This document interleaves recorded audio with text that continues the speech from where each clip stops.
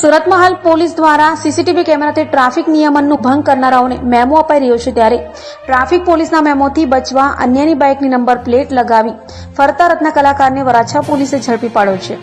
Number plate જેના નામની ગાડીની હતી તેના ઘરે 5 મેમો આવતા સમગ્ર મામલો સામે આવ્યો હતો.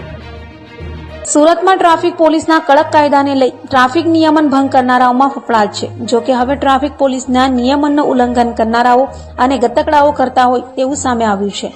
હાલ આપણે વાત કરી રહ્યા છીએ વરાછા વિસ્તારની. વરાછા પોલીસ મથકમાં એક ઇસમે ફરિયાદ નોંધાવી હતી કે તેઓની ગાડીના નંબરની અન્ય કોઈ વ્યક્તિએ નંબર પ્લેટ બનાવી છે અને તેના દ્વારા ટ્રાફિક નિયમનનું ઉલ્લંઘન કરાતા તેઓની પાસે 5 જેટલા મેમો આવ્યા છે.